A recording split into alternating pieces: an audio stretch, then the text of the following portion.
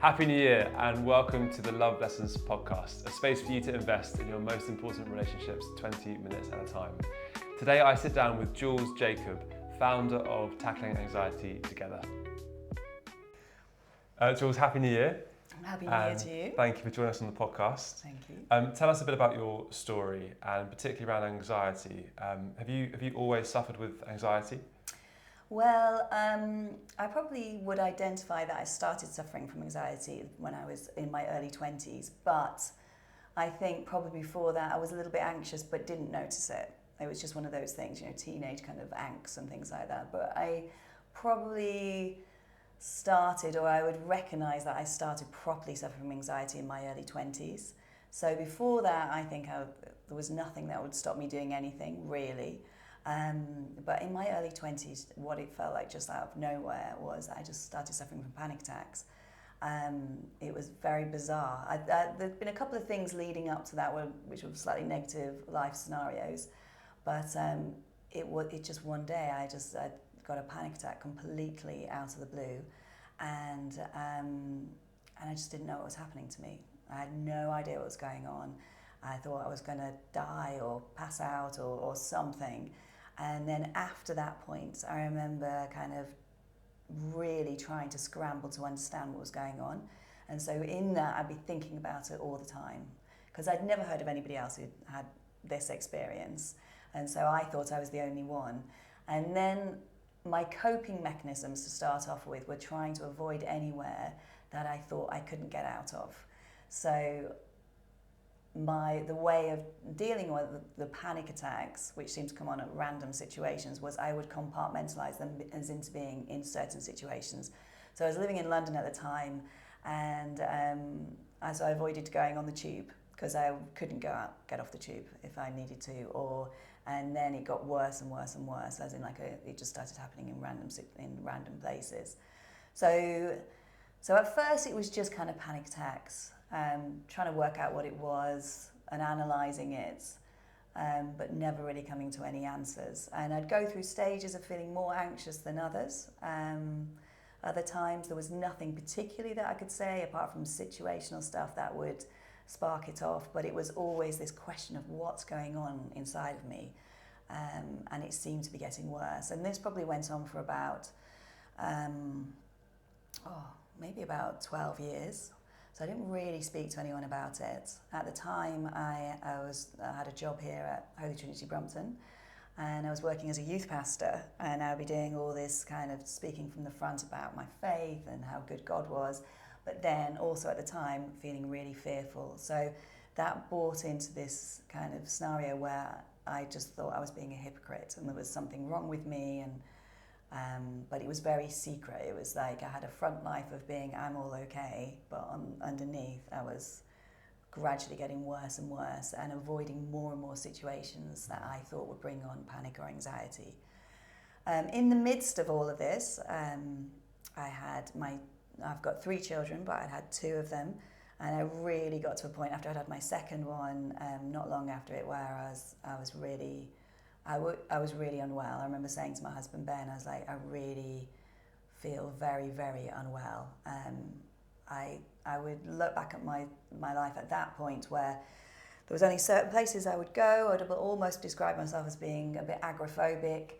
I was definitely thinking about negative things all the time. I couldn't understand why everybody else seemed to be so fine with life. There was just too many things to worry about.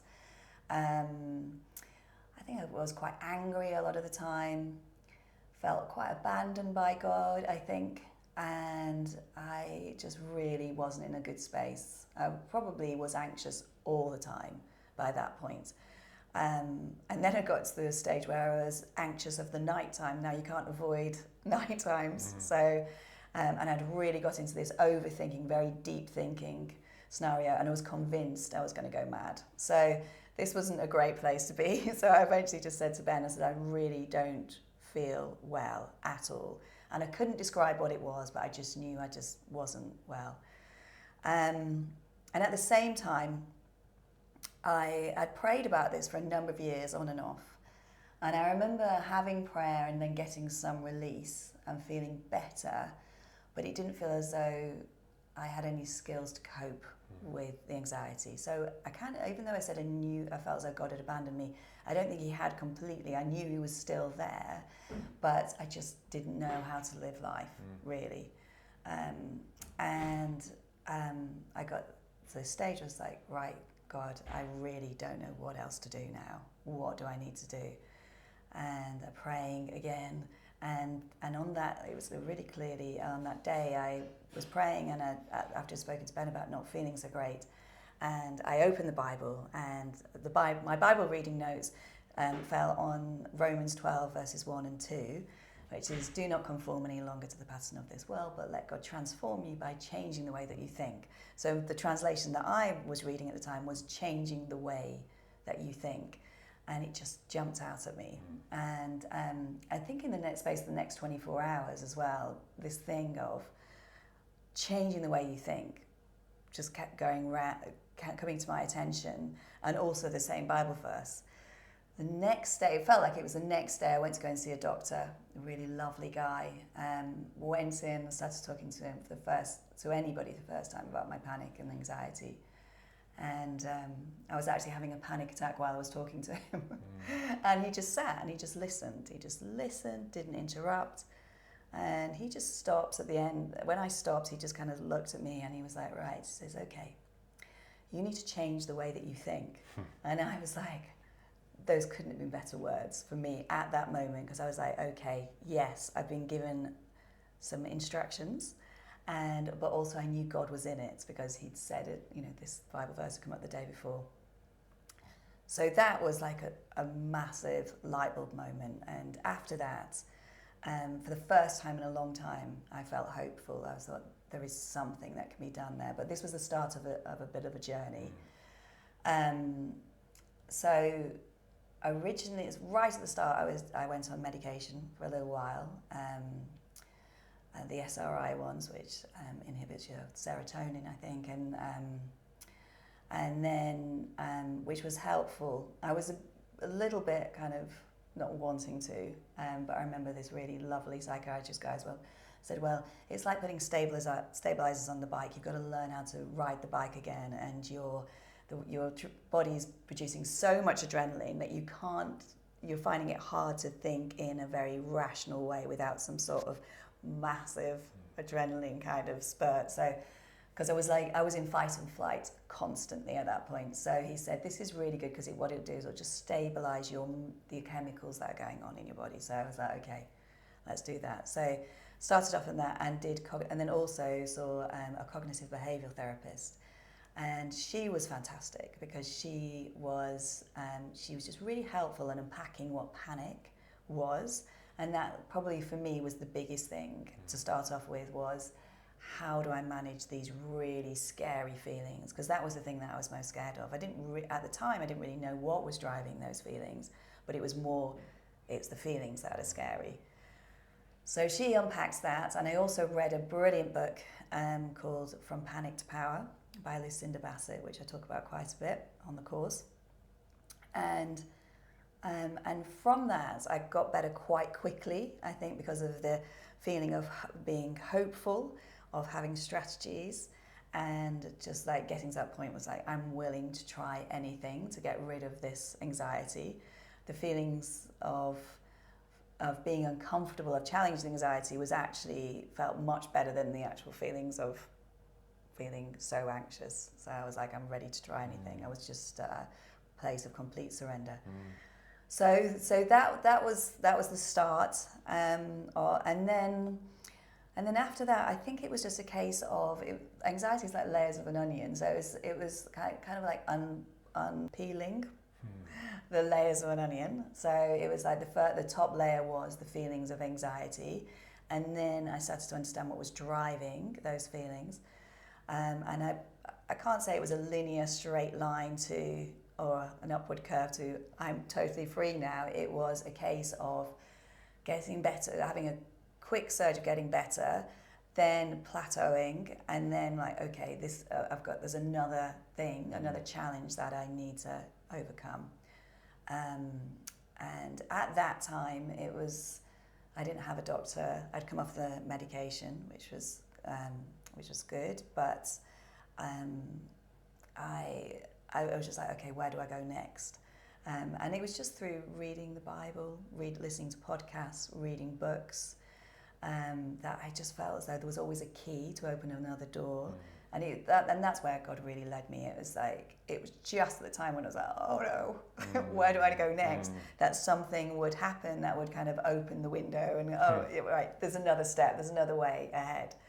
And so so that's been my kind of journey. And it's still a journey. So I can't imagine what you've been through in terms of 12 years of navigating that. Yeah. Quite quietly and on your own. Can you just say about what the feeling of having a panic attack is like? How do you know what's a kind of a panic attack and what's not? Anxiety. Yeah. So obviously when we do any kind of challenge or anything, we will have a sense of inner nervousness, which is good. So that's really good, and you kind of makes you focused on what you need to do, and then it subsides afterwards. But a panic attack is something that feels very rational. So you can't really totally pinpoint why you're having such an extreme reaction to it. So it might be like, so for example, for me, getting on a plane was like, I'd like my heart be racing, my breathing be going all funny. You'd have an impending sense of doom, but you couldn't quite really kind of go, oh yes, this is why I'm being so reactive to this scenario. So all your thoughts are going towards a negative place. You feel a kind of sense of oppression coming upon you. Physically, you have quite big reactions. I know other people have different reactions to me, but mine was very, very much heart racing, a bit sweaty, a desire to just get out of wherever I was. And it just felt as though kind of like a big heaviness comes upon you, and it just doesn't feel so good. So that was more rather than just kind of, oh, I feel nervous about this. This is like, oh my goodness, my whole world's going to cave in.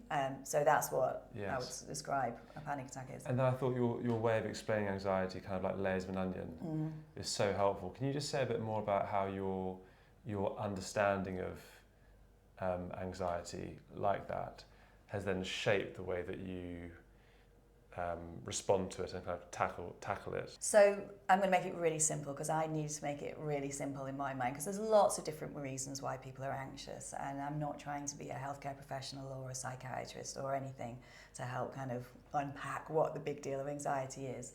But for me, the first thing is understanding why my body was reacting in such a big way. The first thing of understanding what a panic attack or anxiety was my body's way of defending itself against a threat. So our bodies have this fight or flight or freeze reaction within us, which I'm sure most people know about, which is when your body kind of, or your mind, or you have a trigger which gives you a perception that something really bad's going to happen, or you've got to rise to a challenge. And that's important that we have that in our bodies. That's really good. We need it to keep safe. However, when anxiety comes in, it's like it's triggered at the wrong time. It's like an alarm going off at the wrong time. It's like a false alarm. So it will be in situations that other people aren't really getting anxious in. So for me, as they're going on the tube, hundreds and thousands of people go on the tube every day and they're not freaking out, or going on a plane, or going into a social situation where everybody else seems to be chatting fine and you're just like, oh my goodness, this is really difficult. So then your body reacts quicker than your brain does. So you will have a physical reaction straight away. It's like, oh my goodness, my heart's beating, I need to get out. And then your brain is scrambling around to try and find what that scary thing is, and it usually will land on something that you're in at that moment, or maybe you've had a bad experience in, or things like that. So when you're having these things, it's your body's way of trying to look after you, but it's not a helpful way of looking after you. So that's the first thing, is like, okay, it's adrenaline. It's just going around, it's just going off at the wrong time. And actually also for you to know that adrenaline almost always calms down. So that was really helpful for me, particularly with the cognitive behavioural therapist. She says it will always calm down. So when you're having these big reactions, you can just say to yourself, and this is what I found really helpful, was it's just adrenaline. It will calm down, and be kind to yourself rather than trying to scrabble around trying to find something to be scared of. Because when you try and find something to be scared of, when you're in that situation of already your body's overreacting, you almost always will find something that your brain will kind of land on. Doesn't matter what it is. It might be something completely irrational, and it usually is, but it will land on something. So you've got that kind of the fear filter on, and you're looking around for what it is, and then it's actually, oh my goodness, it's you, Dave. You know what I mean? Because it's just you. That's how we solve anxiety. Get you out of the way. But so it's whatever is around you at that time. So that was the first thing that I found really helpful. And then the next thing that I found really helpful about anxiety is not all of your anxious thoughts are true. So again, your brain's trying to work out what's going on and trying to help you, and not all of those thoughts are helpful, and not all those thoughts are true. So for me, with my anxiety, the anxiety that I experienced was it almost got into a habit of scanning and looking for negative things without me even realizing it, and thinking all of these things are really scary, and so therefore I must believe them, and so therefore I avoid them. But when you start to question them and start to go, well, is this helpful for me, what I'm believing right now? So for me, was it helpful for me to avoid going on the tube the whole time? It wasn't helpful for me. It's not a rational kind of response. And has anything ever bad, so then you could question it, has anything really bad ever happened to me in going on the tube? I'm really simplifying it here. And so therefore I go, well, not really, apart from feeling uncomfortable, but I generally have been okay. So when you start to question it and kind of you start to take the fear out of it a little bit, and you can start to look at it in a different way.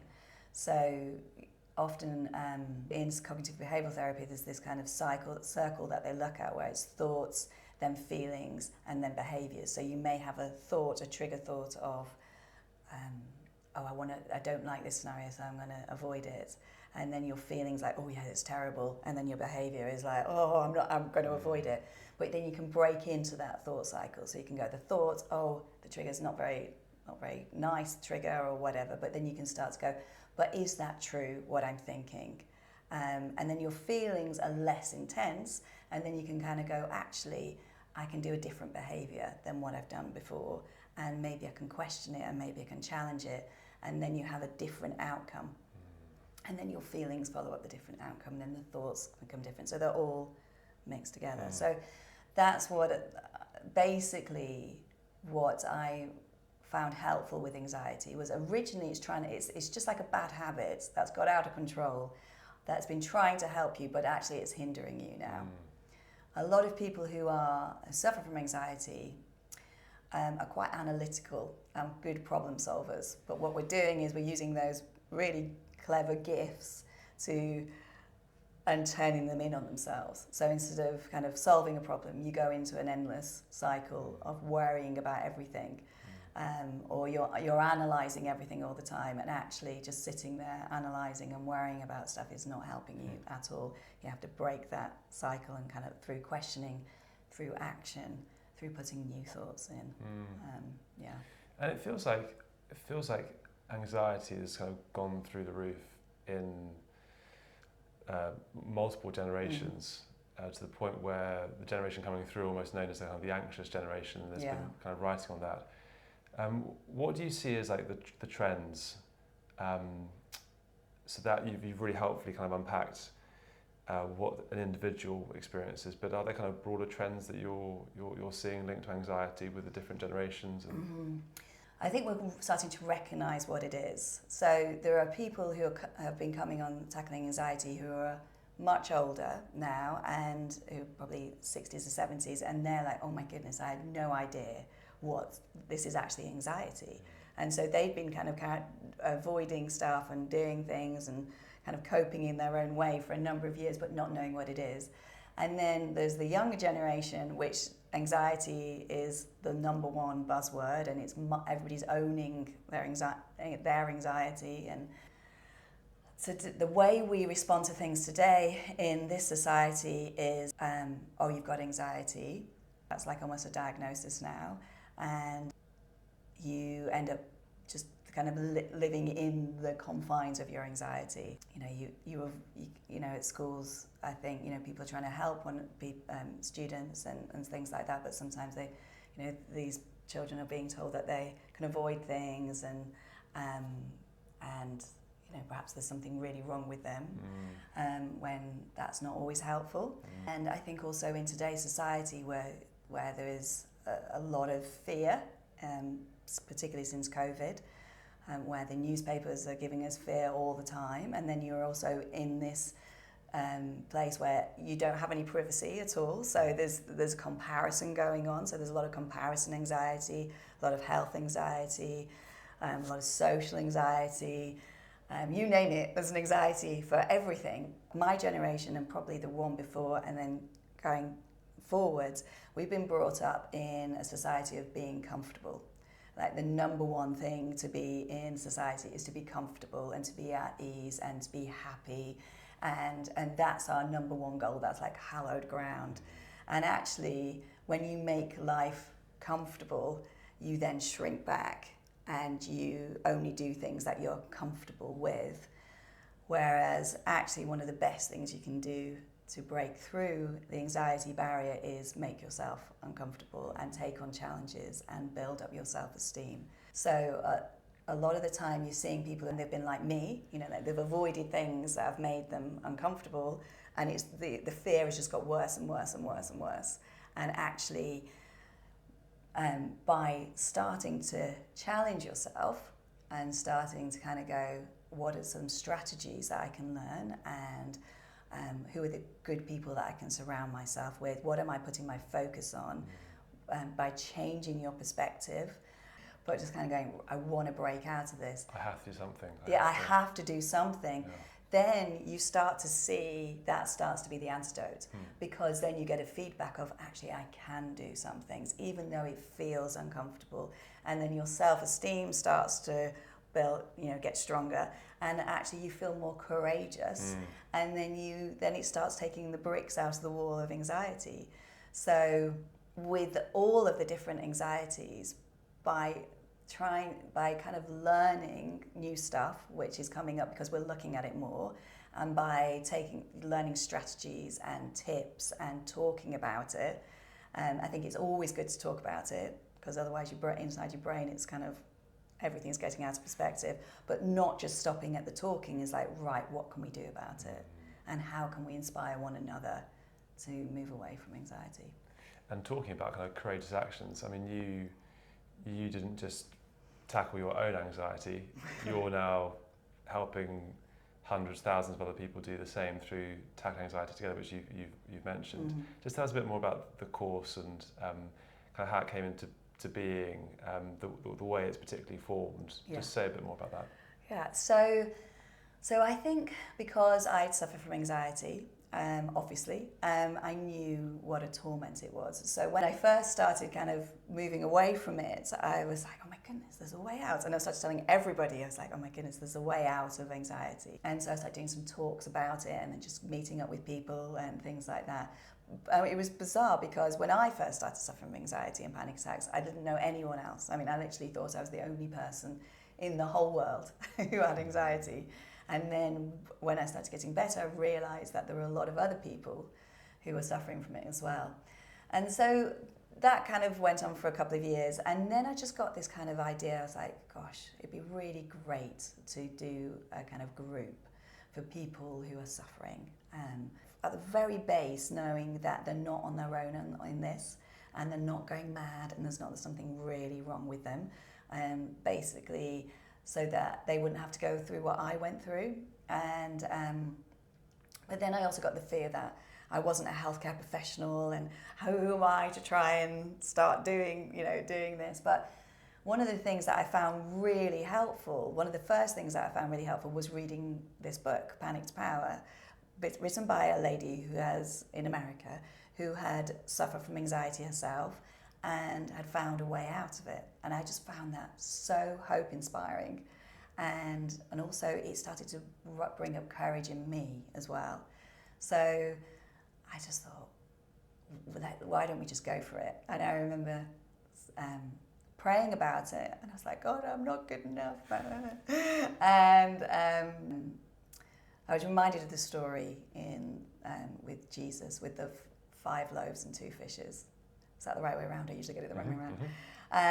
And this little boy just giving over what he had, and then God multiplying it. And I just thought, that's what I'll do. I'll just write down what I know and then hand it over. And that's basically what I did. So I wrote my kind of journey, and I realised my journey was broken up into three or four different sections of getting better. And the first of all was understanding what anxiety was and changing the way that you think. So it's the mind. And then also recognising we have to look after our bodies physically as well, because sometimes we will get anxiety just by eating the wrong foods, or not looking after ourselves well, or not putting the boundaries in, or just not doing good self-care, or beating ourselves up, or and things like that. So that was the body. And then the soul, so looking at the emotions, understanding how we deal with our emotions, particularly the emotion of fear. So it's like, okay, well, what do we do with what we feel? What are our emotions for? Because we're obviously made to be emotional human beings. God's made us that way. But I'm sure he doesn't want us to live in fear. The amount of times that Jesus tells us not to fear, or God tells us not to fear. So I was like, okay, how do we deal with emotions? And then how do we deal with the fearful emotions? What's the kind of best way to deal with all that? And then look at the spiritual side of anxiety. So that's what I did. I just started putting that together. And the course itself is meant to be kind of courage inspiring, hope inspiring, and knowing that you're not on your own, and that God is certainly with you throughout it and wants to help you, and is certainly not condemning you in this as well. Jules, just say for those listening who may not be tackling anxiety themselves, but they're supporting someone else who is. Yeah. I'm sure there are all sorts of things that are like, please stop doing that. Like, that's not actually very helpful. Yeah. That's making things worse. Yeah. Like, what are the kind of the things to do and the things not to do if you're someone supporting another person who's tackling anxiety? Okay. So I think the first most important thing is keep believing in the person who is suffering from anxiety. Even if you don't understand it yourself, just believe in them and be hopeful for them as well, because people who are suffering from anxiety, often our hope levels can get really low and our self-esteem can get really low. And if you have someone who's talking into your life and speaking into your life who is hopeful and seeing the good things in you, it's really, really helpful. So my husband, Ben, he is not an anxious person. He's very chilled. And he doesn't he understands anxiety now. He's heard me going on about it for years. But at the time, he really didn't know very much what was going on, and neither did I. But he would always say things like, come on, Jules, just back yourself. You can do it. But also being patient as well. At times I think he did get a bit frustrated, and, you don't want anybody saying to you, right, just pull your socks up and let's get moving. Not helpful. But sometimes you do need that. You definitely do need that. You don't want somebody who's basically enabling you to carry on being anxious, but you need someone who's there, who's going to help you through it. And you don't have to understand everything about anxiety, but it is like, I see the best in you still, even when you don't see the best in yourself. And then reminding that person of the things that they've already got over. I think understanding about it, learning about anxiety is really helpful. And also being a safe place when that person needs a safe place. There are times when you just don't feel as though you just a bit depleted of strength, and just loving them and being there with them. You don't have to have the answers. Yes, because I'm a bit of a fixer, so I'd like to kind of like provide a solution, but I guess there comes a point where you don't need a solution, you just need the person to listen, be present, be a non-anxious presence in the face of a partner's anxiety or friend's anxiety. Yeah, absolutely. But also that little voice that's kind of going, okay, what would you like to do about this? Rather than saying, oh yes, you need to do this, this and this, you can say, what do you think you would like to do about this? So you're putting it back on the other person. So I'm wanting to help you, but it has to be your decision. So that's support from another person, and just talk about the support from God. Yeah. So how has tackling anxiety and your faith, just from those early days of like, oh, it's the renewing of the mind. How has your faith shaped the way that you've tackled the anxiety that you've been facing? Right. Yeah. So I think just it's bizarre. It's almost like I'm thankful for the anxiety. Now, some people will be listening to this going, what? But actually, it has taught me so much, particularly about God's love, and God's love for us, even though we might not feel it all the time. So I think one of the things that I found really helpful is the Bible and what the Bible has to say. When you're thinking fearfully in situations that are not fearful situations, your thinking is distorted. So you're trying to find out, well, what is real, what is true, what is the plumb line that I can gather around to actually bring my thinking back into a healthier, better place. And the Bible has so much to say about that. So things like Philippians where it says, don't be anxious about anything, in everything prayer and petition, offer your thanksgivings. So that in itself is amazing. Like, first of all, you say, how can you not be anxious about anything? But actually, when you're saying, I'm going to be thankful rather than anxious, that's a really great place to start. And then the Bible then goes on to, Philippians then goes on to say, Paul goes on to say, whatever is true, whatever is noble, whatever is praiseworthy, think on these things. So for me, I was so used to thinking about the negative all the time. And as a Christian, I used to get kind of tricked into thinking that I need to think about all the world's problems all the time because I need to pray about them and I need to be really helpful. And also, sometimes, when you're empathetic as well, you want to be like helping people. And then sometimes when you're empathetic, you can kind of, you enter into the same emotion as the person you're trying to help, which isn't helpful in itself. So there's so many good instructions in the Bible about what to think on, what to focus on, where's your perspective, but also knowing that it's not all down to you as well. There's been a number of times when I'm like, you can't think your way out of anxiety. I can't just be renewing my mind the whole time. What do I need to do? And then in those scenarios, it's like, okay, well, actually, my faith is in God. He says he's going to protect me. He says he loves me. He says he accepts me. And I've seen that kind of supernatural protection coming over when I've kind of gone, I don't know what else to do, but I trust in you. And I've seen God's hand coming and protection and the Holy Spirit leading me a number of times when I'm like, I don't know what else to do. And I think a lot of our anxiety comes from feeling separated from God, of feeling that we're not loved, that we're not worthy, that we're not significant, that God's not really a good God. But then when you start to see and believe what he says in the Bible and then putting it into practice, you start to see that. So you're moving away from living your life around fear to moving your life around God's love and who God says you are. Thank you for joining us for this episode of the Love Lessons podcast. We'd love to stay in touch, so do check out hdb.org/relationships. Sign up for our monthly content email, the Relationships Roundup, or follow us on Instagram @LoveLessonsLondon, and we look forward to seeing you soon.